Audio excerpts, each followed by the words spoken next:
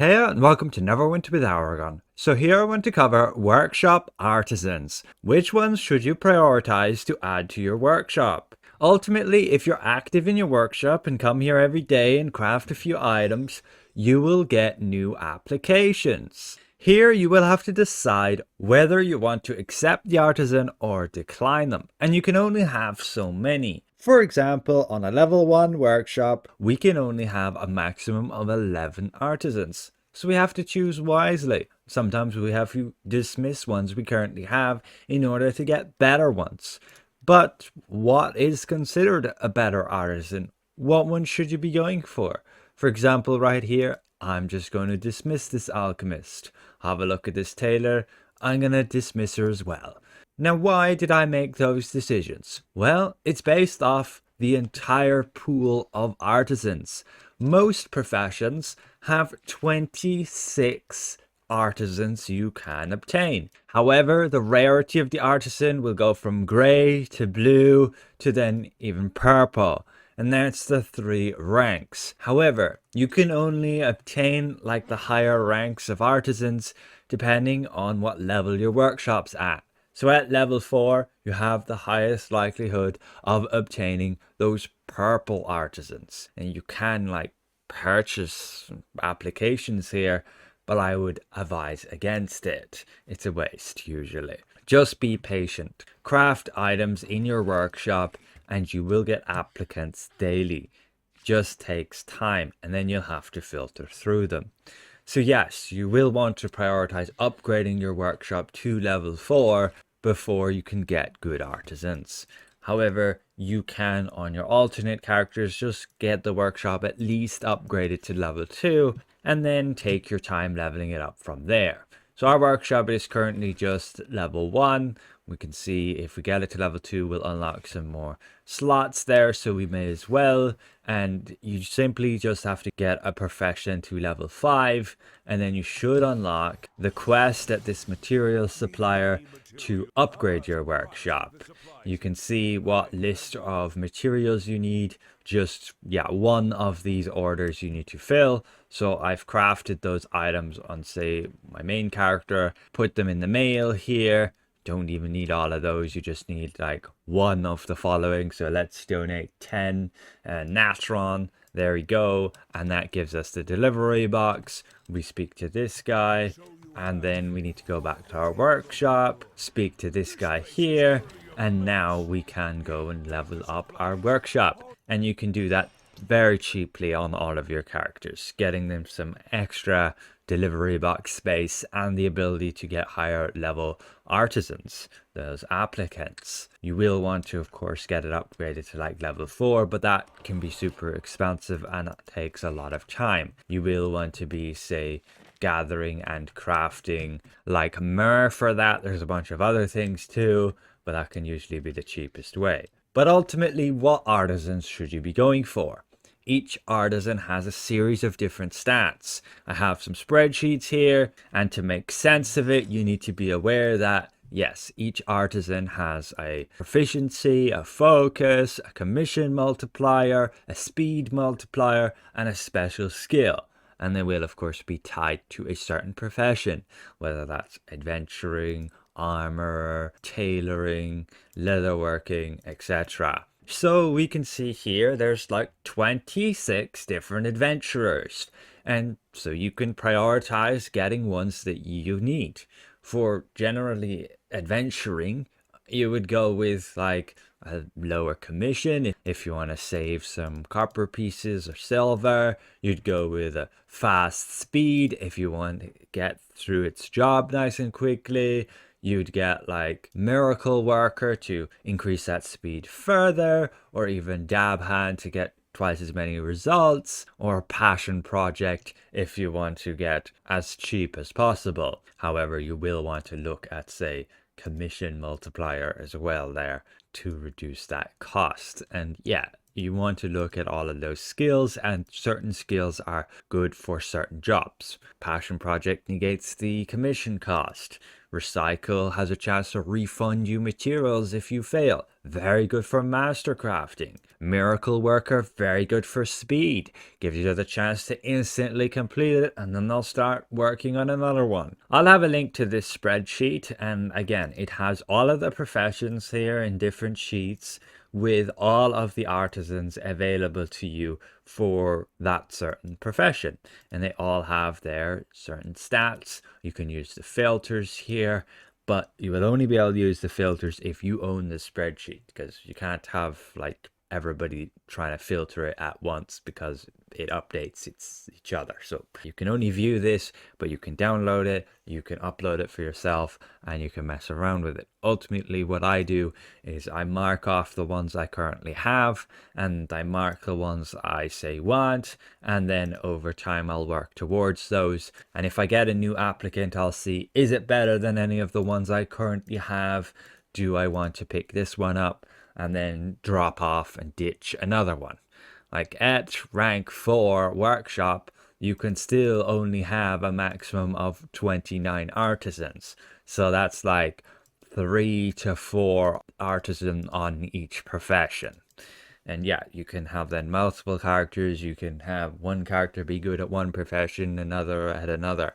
However, as a master crafter, you need to have everything on one character. When you unlock the recipes, only that character gains those recipes, and it's an absolute massive cost to get those recipes. Like Sharandar recipe is going to cost you over 7.5 million. Then Mensa brands and ones as well, and Chult ones. They have got a bit cheaper though.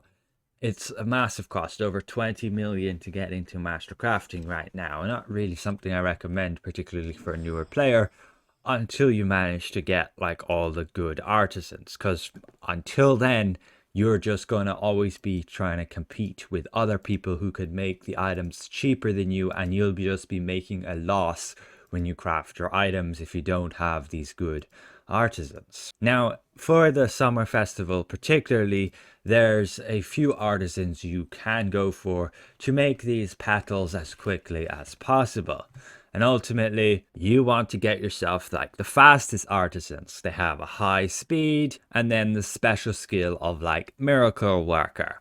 That will allow you to get through it quickly. Be aware you can use an adventurer to craft petals. So you can use, say, Evelyn, who's going to have like 200% bonus speed and 25% Miracle Worker. She's pretty much one of the best there.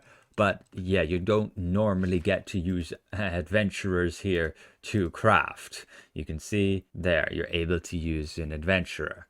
And again, you may not get her as an applicant for a very long time because there are many others that are there. And if you don't have a high enough workshop, you might not even get her because she could be purple. But there are others. This tailor is also super good at 200% speed and 25% Miracle Worker. But then there are lesser ones, 175% speed, 20% Miracle Worker. You can dab hand as well to get double the results. It doesn't work on everything, usually only on items that are there to craft other items. But in the Summer Festival, you can't. So for example, if I wanted to craft a copper ingot, I could use dab hand and get twice as many results. But if I wanted to craft a bone ring, dab hand wouldn't work on it because it's a gear item, it's a final result. So with the Summer Festival, these top few artisans here are like the best for that. Crafting the petals quickly as possible, and then just being able to basically get as many petals as possible during the Summer Festival. But it does require you to come back to your inbox and regularly collect them. Otherwise, that's just going to be full and you're just then wasting it. You may as well have just used some of the cheapest artisans and saved yourself some silver. That's what I would recommend if you're only going to collect your petals once a day. You could have these cheapest artisans. So like minus 75%, and then from there you want to have like passion project, allowing you to save even more of the cost. These ones are also particularly useful if you're trying to craft like armor kits and jewels. Like You may need those for your gear. People always need those. But these have a pure astral diamond cost, and like 125,000 astral diamonds for a combat advantage jewel. You check the auction house, and people are selling the like major ones is what you want for like 40,000. So you would be making a massive loss to craft them at that. That is why you need the correct artisan who's going to have like minus 75% commission. Therefore, you can craft them for that and sell them for a little bit of profit. You have to keep in mind of the 10% auction house cut as well. So you barely make any profit doing that, and you're competing with everybody else who's also trying to make a little bit of astral diamonds from it. So unless you're selling thousands of these, you'll barely make any astral diamonds. People also get caught out with the accuracy kits. The lowest commission multiplier is only 50%. That's why these sell for higher than the others. That's why you'll find them like twice as expensive as say the other kits. But people do sell them at like a good bit more expensive, 97,000. This person is definitely taken off quite a bit of profit on each of those. But you do need all of these other reagents with it too. We can like throw Forge Armor Gone, and yeah, then there's no problem with proficiency or focus. Ultimately, I hope this spreadsheet helps you in order to know what artisans are available and then which ones you potentially should be going for.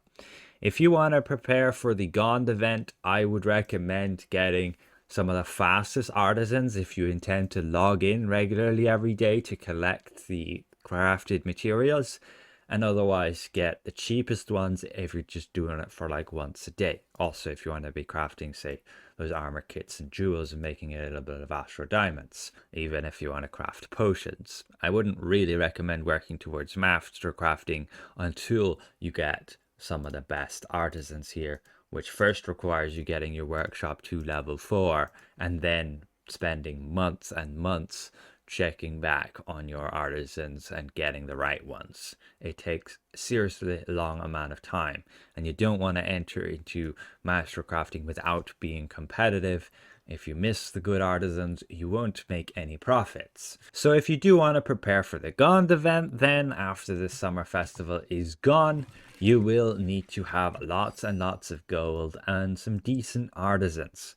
The Gond event is, as we can see here, August the 22nd. So you have a few weeks, and ultimately this is what you will be crafting. However, you want to make sure you have 100% focus when you do your crafting. So ideally, you will need to have a tool which will give you a big bonus. So that's like the Forge Armor's Gone. It's going to give you 600, but you can just as well have these other +1 tools that have 575. That is usually fine. Plus then an artisan is going to give you like 350 up to 450. Just make sure they're high enough level. Like if you have low level artisans, make sure you're leveling them up. And to do that, you just need to craft items. And yes, you could go and preemptively craft all these materials, but it can just be easier to craft gold, whether that's crafting your leather visors or just like some potions and selling them. Like easiest way early on is potions of defense. And as those of you who pointed out, you can also craft then like potions of healing rank 9 if you get these materials, and they'll give you a bunch of silver just because these will stack in your inventory versus visors taking up a whole slot each. These are the most like budget friendly ones. They'll turn the most profit in terms of crafting gold, but they're just such a hassle to deal with, having to sell them all the time. So once you have all that gold, you can simply just buy these materials when you go to your professions vendor right here. All of it's there, and yeah, just go and purchase it. Get a whole load, and then when the Gond event comes, you can on every single character get them working to craft these sprockets. Just make sure they have high enough level artisans and a high enough level tool in order to do so. You can use any artisan, any profession other than adventuring to craft. So just focus on one, get a bunch of artisans that are good for that, and have a tool that's good for that. You can find other tools that other people have made in the professions here. These cobalt ones, if you get them on +1, are what will give you 575, which is very close to the Forge Hammers of Gond. Otherwise, you get the Forge Hammer of Gond artifact, level up your profession to like 18, then you can cast the artifact on that character and you will get that mythic tool. But it will only fill one slot. You can only use it with one artisan. And if you want to have 3 artisans going at once, then yeah, you will want to get these cobalt +1 tools as well. Again, depending on what profession you're using. So if it was alchemy, I'd be going with these alembics. And I would need to have my profession level at 20 before I can actually use them. So yeah.